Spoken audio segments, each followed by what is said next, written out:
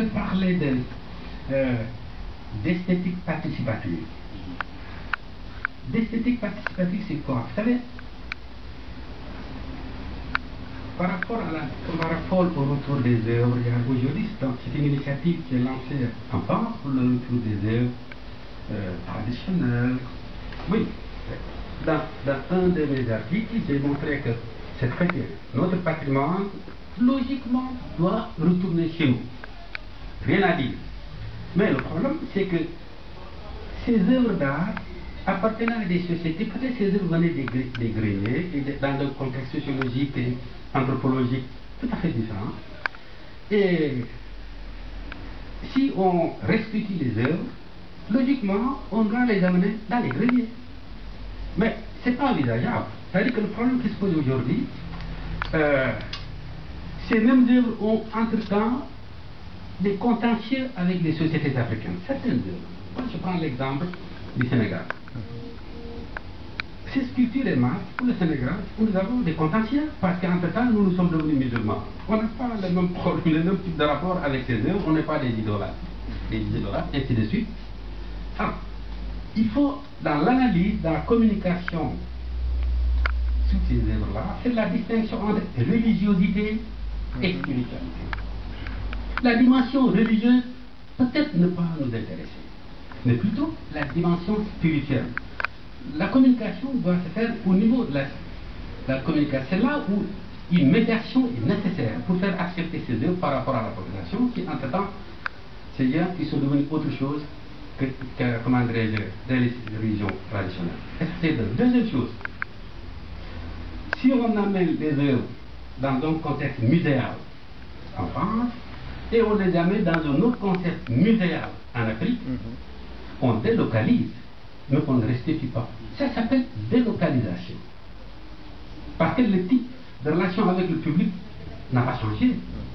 Là-bas, c'est des œuvres qui sont mises dans les vides et ça va être mis dans les vides à Dakar. On délocalise, donc on ne restitue pas. Pour que maintenant ces choses puissent être bénéfiques pour les Africains, il faut une médiation particulière. Autrement dit, désormais, à partir de ces œuvres qui sont mises en cage dans des musées, la médiation doit être assurée par les artistes, par les designers, par les architectes. Au fond, le contenu esthétique et spirituel va permettre de construire une autre architecture, un autre art, une autre peinture, et c'est ça qui est cohérent, qui montre que le retour des œuvres a un impact du point de vue de la qualité de l'esthétique sur ce que nous faisons.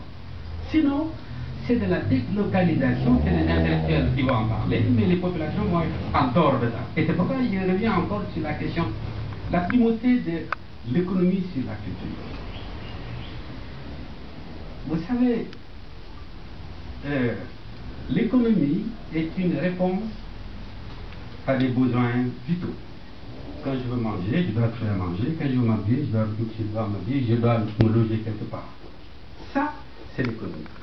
Mais la culture, c'est comment faire, comment construire, comment m'habiller, comment manger. Et chaque peuple a trouvé une réponse spécifique par rapport à son lieu de vie, à son contexte. Et c'est ça la culture. Et l'art, dans ce secteur, l'art est un point focal. L'art ne définit pas la culture, c'est un point focal dans la culture. La culture, c'est tout ce que nous apportons comme réponse aux problèmes qui se posent à tout le monde. C'est ça, la culture. Donc, c'est la spécificité des réponses que chaque peuple apporte au problème de caractère général. Et là, c'est un point focal, c'est à comment créer du savoir en regardant, en façonnant. Ça, c'est le rôle des plasticiens, les musiciens, comment structurer le son pour en faire une musique. Ça, c'est le rôle, tu vois. Chaque organe correspond à une pratique artistique comme point focal. Le problème, est-ce qu'à partir de cette expérience-là, il est possible de créer une esthétique, ce qui s'appelle l'esthétique opérationnelle. On ne peut plus se permettre de créer et de rêver.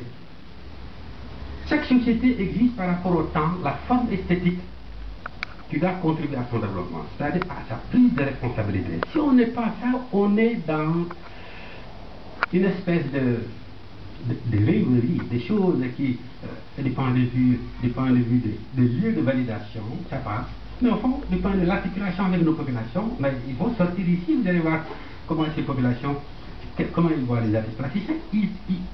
Ils ont disparu de l'appréciation des populations.